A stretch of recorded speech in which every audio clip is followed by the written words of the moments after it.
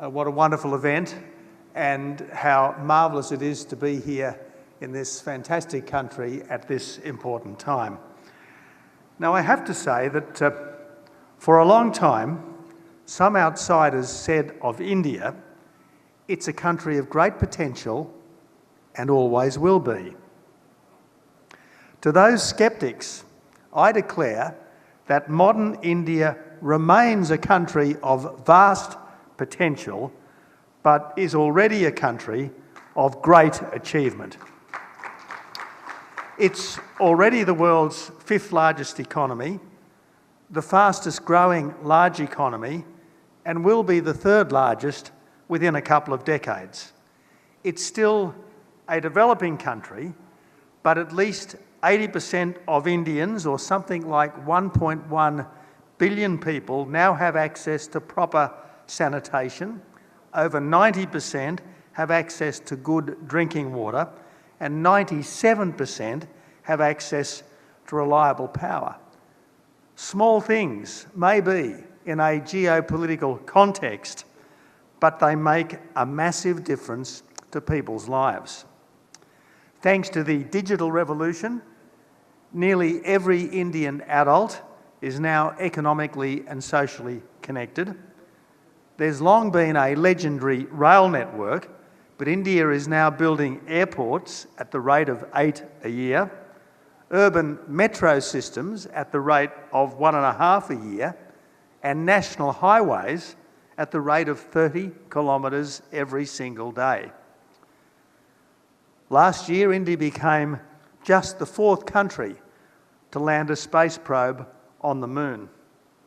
And after several decades of the licence Raj, India is now roaring down the runway to economic takeoff. Companies such as the Ambani Group, Tata and Infosys are among the world's largest. There are 3 Indians among the world's 50 richest people, and there's now any number of ethnic Indians at the helm of major global businesses. And India isn't just the world's largest democracy, it's also one of the oldest, having been continuously democratic with just one tiny wobble for more than 3/4 of a century. India's democracy is older than Germany's and Spain's. It's older than France's Fifth Republic. India has had more changes of government than Japan. Its media is as free as America's, and its judiciary is as robustly independent as Britain's.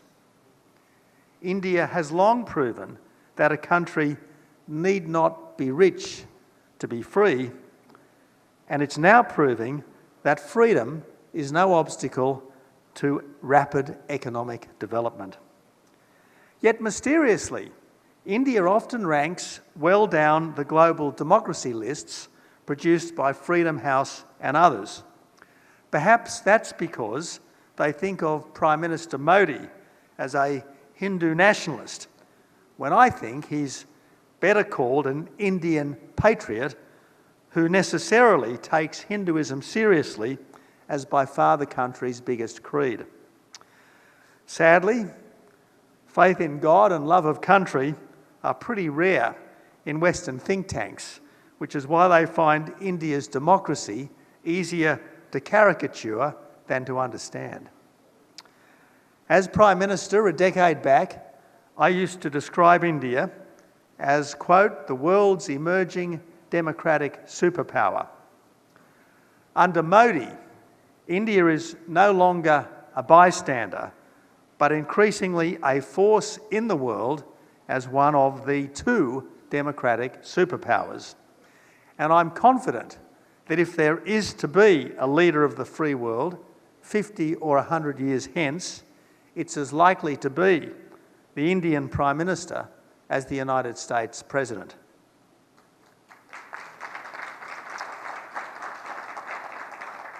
India has always been the superpower of the subcontinent.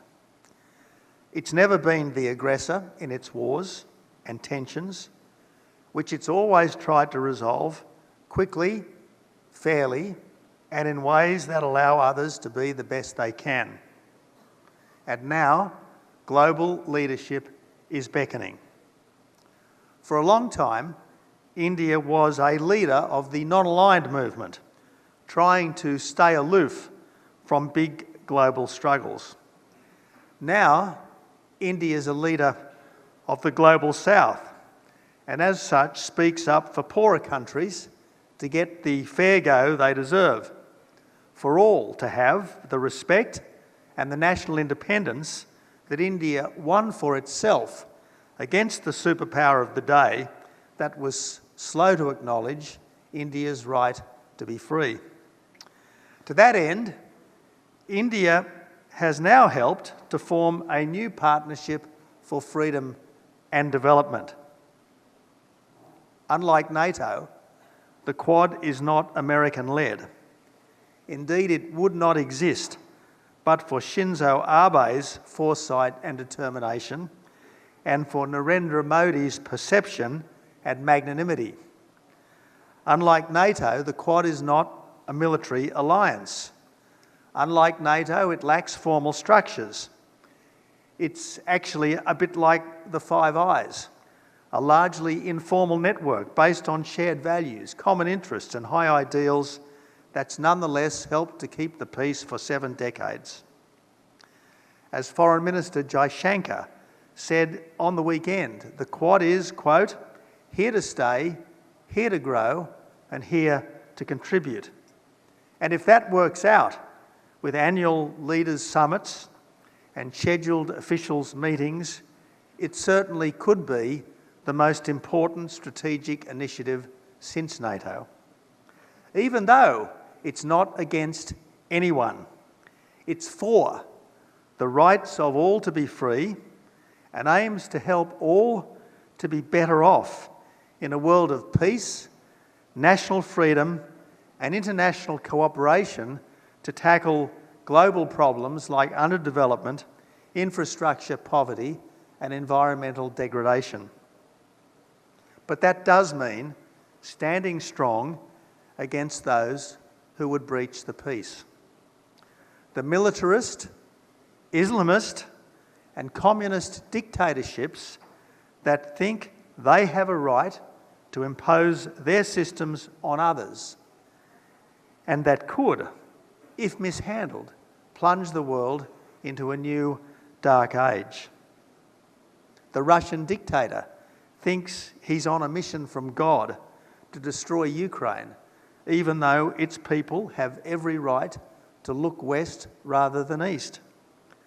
Apocalyptic Islam seeks a new Holocaust, expunging Israel from the river to the sea.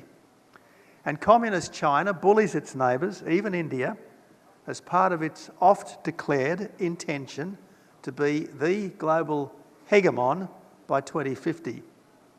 Its next step is taking Taiwan, by force if necessary, a practically independent country of 25 million people that's never been under communist rule, that's hardly ever been governed from Beijing, and that's living, breathing proof that there's no totalitarian gene in the Chinese DNA. Now, as a backpacker in India 40 years ago, I spent 3 weeks in Bokaro Steel City as a kind of teacher's aide at St Xavier's School. So I do understand the practical help that the old Soviet Union gave to India at a critical time when the United States unwisely was tilting to Pakistan.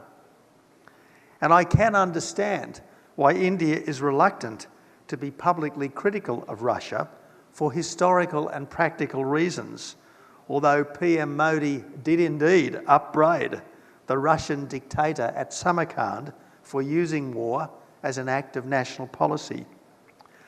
Even so, I've yet to meet an Indian who doesn't think that the wanton destruction of Ukrainian cities without the slightest attempt to minimise civilian casualties is simply evil. With greater strength comes greater responsibility. And that's my sense of where Prime Minister Modi is taking India. And it couldn't come at a more critical time. When India helps to preserve freedom of navigation in the Arabian Sea, that's not taking America's side against Iran. That's protecting the global commons. Likewise, any country that helped Taiwan to resist a Chinese invasion wouldn't be on the side of America against China, but on the side of democracy versus dictatorship. Were India to help Taiwan, a bit like it helped Bangladesh 5 decades back, far from playing the great power politics it's always deplored, it would be helping the weak against the strong in the eternal struggle to heed the better angels of our natures. The best hope of avoiding great power conflict in coming years is for free peoples everywhere to make it clear that an attack on one small country is an attack on everyone. So, my friends, there is no doubt that this will be an Indo-Pacific century, but with its unshakable commitment to democracy and the rule of law, let's hope that this Indo-Pacific century turns out to be more India's than China's.